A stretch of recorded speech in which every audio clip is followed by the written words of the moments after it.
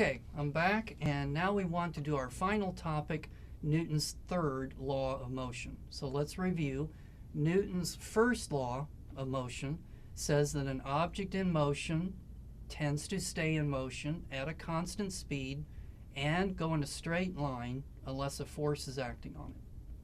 His second law of motion says that the sum of the forces, or the net force, that is acting on a system of mass m will cause that system to accelerate. So now we're ready for his third law of motion, which says that for every action there's an equal and opposite reaction. So what does that mean? It means if you push against a wall, then that wall pushes back against you.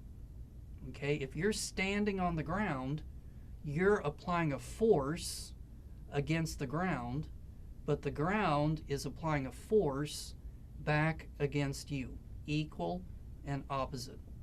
So there's an interesting little thing that you can do with your hands. So if you take your hand and you press against the wall, you notice that your fingers go backwards. And the harder you press, the more your fingers go backwards. So what about if you do it with two hands? So we're going to do the Mr. Spock pose. Okay, so we're going to do this.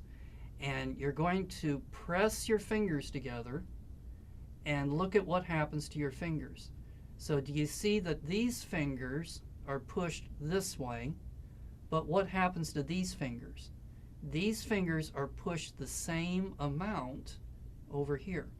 So that means that you're applying a force this way, but these fingers are applying a force in this direction, equal and opposite.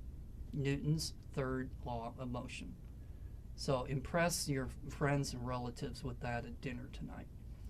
Okay, so here's some other examples.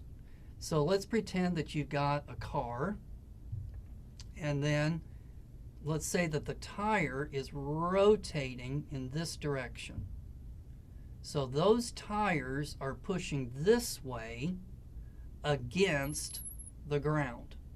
That would be the action.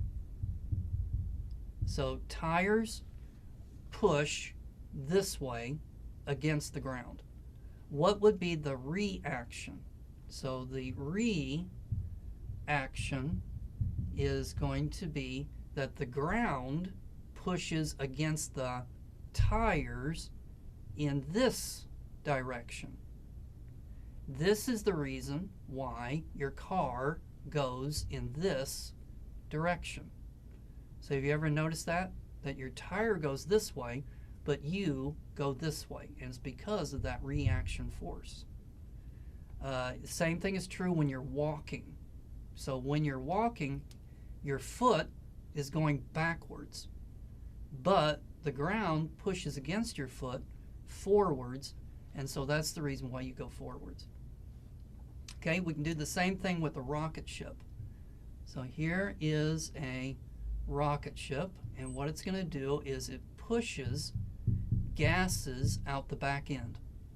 So there's those gases, and they're going in that direction. So the reaction is going to be the gases push forwards on the rocket ship.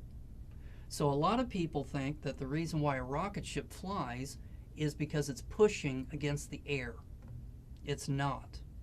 So it's the fact that it's pushing stuff. The gases used to be in here, and then those gases are pushed out, and then the gases push back against the rocket, and then that's the reason why it moves. So if you're in outer space, where's the air? You don't have anything to push against. So it has to be this mechanism that makes a rocket ship fly. Okay, here's a sample question. And so this is going to blow your mind away. If you take a object like a 1 kilogram ball and you drop it, you know that it's pulled towards the earth. That's the action. What's the reaction? The reaction would be that the earth is pulled up to the ball. So the ball falls down, but the earth rises up to meet it. You don't believe me? It's true. All right, so now the next question is how much? All right, so here's a sample mathematics that would show this. Okay, so first we're going to say, according to Newton's third law, for every action there's an equal and opposite reaction. So if the earth is pulling down on the ball, so the force of gravity on the ball pulling down has to be the same as the force pulling up on the earth towards the ball. So we're going to set those two forces equal to each other. Okay, now the next thing is, what is the force acting on the ball? Well, that's going to be mg. The mass of the ball times 9.8, that's the force that pulls the ball down. So that's going to be equal to the mass of the earth multiplied by the acceleration of the earth. So we can look up, and we know this, so this is 1 kilogram. We know this, that's 9.8. We could look this one up on the internet, and so this would be the mass of the earth. And so I did that. So there's all of the information, and we solve it for the letter A. And so the acceleration of the earth is given right there. All right, now we're not finished yet. So remember, what's the point of Newton's second law is to get the A, and then once you got the A, you can do something with it. So we're going to now use the how far equation. And it can be calculated that it takes about 0.44 seconds for anything to drop 1 meter. So we did that in an earlier lesson. Timed how long would it take for something to drop, and we calculated it using the how far, how fast equation.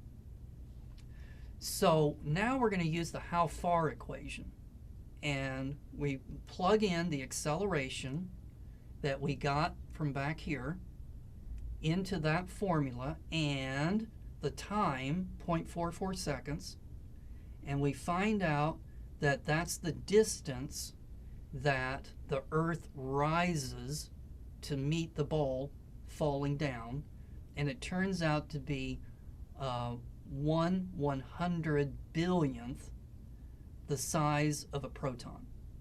So that means that for all intents and purposes, you don't notice that the earth is rising up to meet this thing as it falls down. Okay? So again, tonight when you're going to dinner, impress your friends and relatives with your knowledge of physics. It's going to make you popular. Well, probably not, but it's interesting. Okay, why is Newton's third law so important? So without something external to push against, you can't get any traction. So what's that first picture?